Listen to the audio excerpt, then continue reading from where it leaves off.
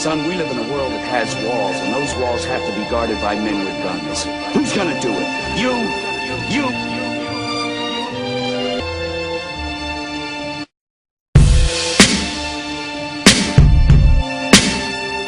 So I see Deontay Wilder and his fans are using an excuse of Deontay Wilder broke his arm. That's why he lost the fight, or that's why he got a draw. And I must warn you guys, you must be very careful of using this excuse, and I'm going to tell you why. The interview where Deontay Wilder said that he broke his arm, he didn't bring up the fact that he broke his arm as an excuse for his physical ability. He brought up the fact that he broke his arm to explain the reason why he was so anxious to throw punches and why he was missing so much. So while you guys are sitting up here claiming that, yeah, he broke his arm, that's why his performance wasn't well, or that's why he didn't clearly win the fight, you have to understand that Deontay Wilder said nothing about the broken arm hindering his athletic performance. What he's actually saying is it actually clouded his judgment and made him eager to be more aggressive when he wasn't being accurate with his punches.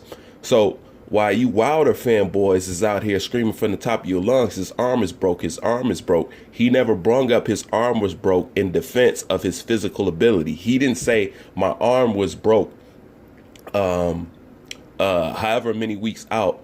That's why I wasn't able to execute, because my arm wasn't working right. That's not what Deontay Wilder said. He said his arm was broke, and that's the reason why he was so eager, because he didn't do any punching throughout the entire training camp. And let me just add, I've been pointing this out about Deontay Wilder. Back when I made that video about Deontay's trainers are getting paid for nothing, which got deleted, I constantly brought up how he's not throwing his right hand. He's not throwing his right hand. He's just sitting up here and he's just jabbing the bag to death, but he's reluctant to throw that right hand. I said the same thing in the Gerald Washington fight. If you go back and if you watch the Gerald Washington fight, he did not want to throw his right hand, which brings me to something I've been saying since the beginning. This boy hand is fragile. His right hand, his right arm is fragile and it's ready to go. This is what his team knows. This is why they're reluctant to give him any top level competition, because they don't want nothing to happen to his arm prior to his big day Anthony Joshua fight. I've been saying that this entire time. Go back and track me. You can see it in my material. I keep saying it and I keep saying it. So you guys using this excuse as a broke arm for him not doing well, it had nothing on his performance, but it just affected him mentally. At least that's how he used it. So you guys got to be careful of that. You know, but of course, excuses are just flowing out of the woodworks. And one of the things I see now is the LDBC crowd, in particular, Barbershop Conversations, is sitting up here trying to crucify Andre Ward for a man just simply having an opinion, you know, and that's what's crazy.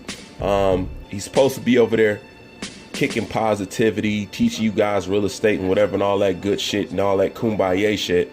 But yet a man sits up here and has an opinion, and he sits up in here and does the Harlem Shake in his damn diapers. You know, a man has a right to his opinion. If he feel like Deontay Wilder is the gutless champion, he feels like he's a gutless champion and he doesn't want a rematch. And I'll second that in a heartbeat.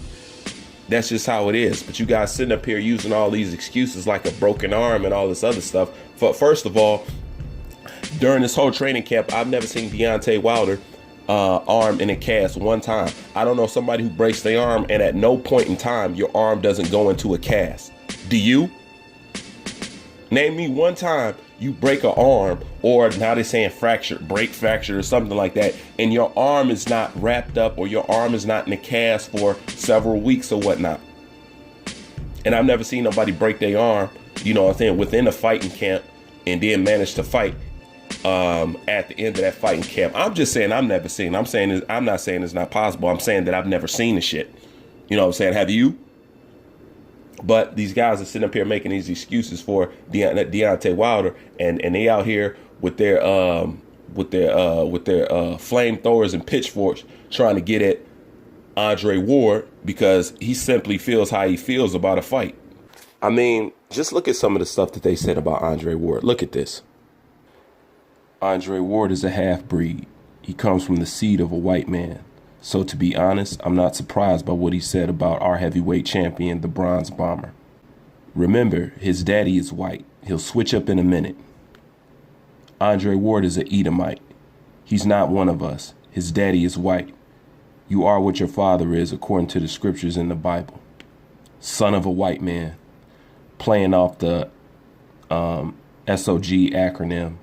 Son of God. Instead of son of God, he's the son of a white man. Disgusting. And listen to this. After more than 50 years of life, I've come to the realization a dark-skinned man is the most hated man on earth.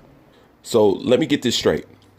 Not only are you causing racial tension between black and white on YouTube, but you're suffering from colorism issues within the black sector. I mean, oh my God, it don't get no more classic than that. I mean, that's just straight pitiful.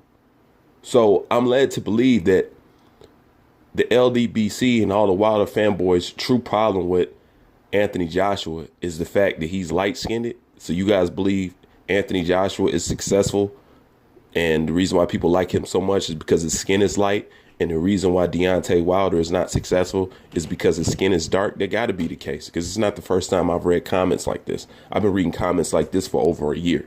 You guys suffer from colorism issues. The same stuff that American black females suffer from. When they be crying out how certain actors don't be dating black women, and they be trying to protest movies and television shows when they find out that their wife is white. That's real feminine, man. That's real feminine. But this guy right here, man, this guy right here is sweet. This dude is real sweet. This is one sweet cookie right here. Keebler Elf soft batch at that. This dude shit donut sprinkles and piss glitter. Straight up. Because not only are you not getting truth on these boxing channels, but they're also lacking maturity. All this shit this guy be trying to kick about positivity and love your brother and real estate and all that other shit. Yet he can't display simple control over his emotions. And look, one of the dudes in this comment section exposed him. Look at this. Yo, Fred, I thought Ward was the fighter you were going to show your son as an example. What happened to that? LOL. This is gold. Tell them, Ward, tell them.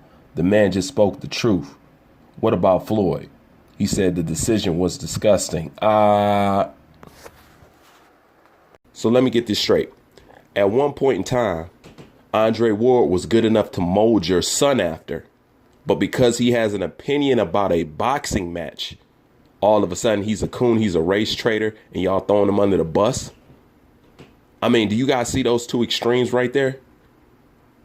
That's some real feminist. So he's good enough for you to mold your son after, to say, hey, son, this is a guy I would like you to look at and use that as an example for your life. And then the moment he differs in opinion, you guys call him a coon? I mean, wow. I mean, how is that even legal anywhere? And that's the signs of a very emotional person. See, just like I tell people on my channel all the time, and I know some of you are listening right now, and y'all can vouch for this.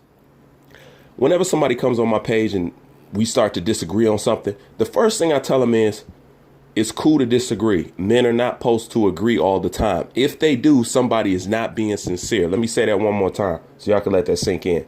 Men are not supposed to agree all the time.